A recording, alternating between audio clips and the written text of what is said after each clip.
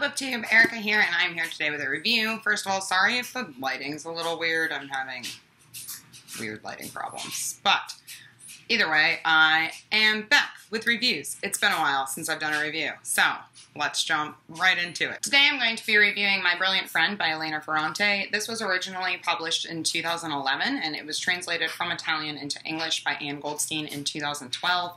It is about 330 pages long, and you are probably very familiar with this book by now, but it is the first book in the Neapolitan novels by Elena Ferrante, so it's the first of 4.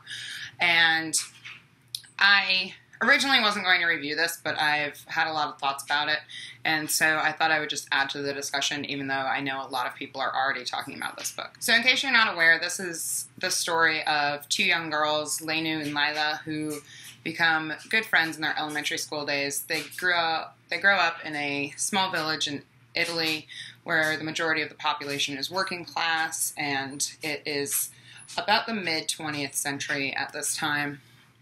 So Lenu and Lila's families, they don't have a lot of money. The village in general is not very well kept. And all that being said, though, it's a very tight and close-knit village. Everyone kind of knows everyone else's business and just knows everyone else. So even though it is primarily the story of Lenu and Lila, you also kind of get this feel that it's the story about this village itself and about not only how the girls and their friendship changes over time, but about the changes that are happening in Italy and in this small town and to the people around them at the same time. So as the girls are transforming, the landscape around them is also transforming, which I found really fascinating. I really didn't think I was going to like this book at first, but I became pretty attached to the characters.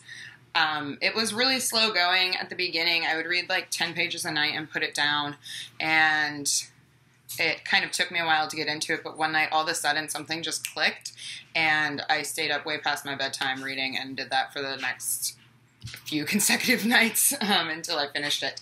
And as soon as I finished it, it was Friday night actually, around 1 a.m. I got out of bed at 1 o'clock in the morning and went and ordered the next book in the series. And for those of you who have read this, the ending is very intense. It's definitely a cliffhanger of an ending, and you kind of have to know what happens next immediately, which I don't really care for. But I am excited to continue on with the story. I just wish I had just gone ahead and bought the whole series. But like I said, I didn't know how I was going to care for this. I just picked it up because a lot of people have said a lot of really great things about it. One of the things that I really enjoyed about this book and that really drew me in are that the characters of Lenu and Lila are very different. They're both very smart girls, but at some point their paths kind of diverge, and Lenu keeps studying while Lila has to go to work in her father's shop. And her father is the kind of village shoemaker.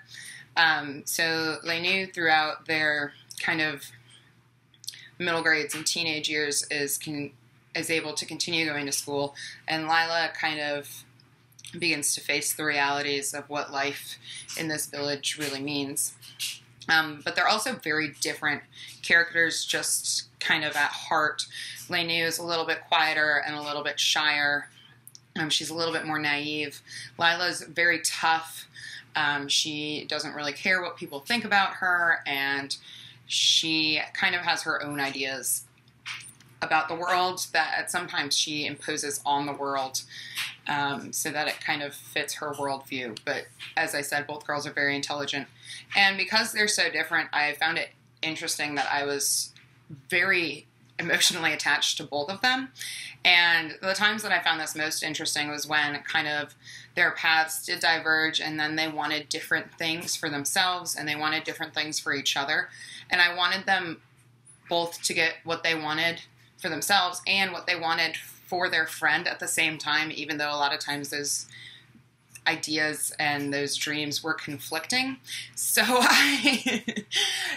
I was very emotionally torn, and it brought out a lot of conflict within me and a lot of emotion within me, which I really appreciated. Another element of this book that I ended up really enjoying is that Ferrante kind of turns this simple day-to-day life into a really fascinating portrait, like I said, of these girls' friendship, but also of the kind of changing atmosphere in the town where they're growing up, and in the different ways that the townspeople relate to each other, and in how old feuds kind of spark and then die out.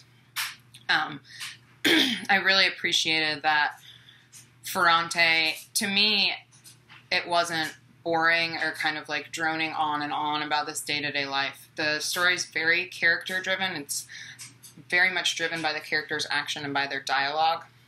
And normally I really appreciate that a story such as this one, especially about like a friendship over years and years of time, would be a little bit quieter and slower moving. But for some reason, I didn't mind the fact that it wasn't super heavily descriptive language. It wasn't full of gorgeous imagery. The language in the book is very straightforward and pretty simple. The writing's not bad by any means, and you can't really, with a book in translation, I can't really pin whether that's the translator or Ferrante herself. But even though it wasn't super descriptive and kind of slow and really sumptuous language and description, I still really enjoyed it. Which, I mean, and that's part of the reason I thought I wasn't going to like it, is because I knew it had a lot to do with kind of the actions of the characters. At the same time, though, it's not like a super action-heavy plot. It's kind of this weird balance where, yes, all of the plot is driven by kind of these two characters and the actions they take and their immediate consequences. But it's not, it's not a like really gripping read. It's not super exciting.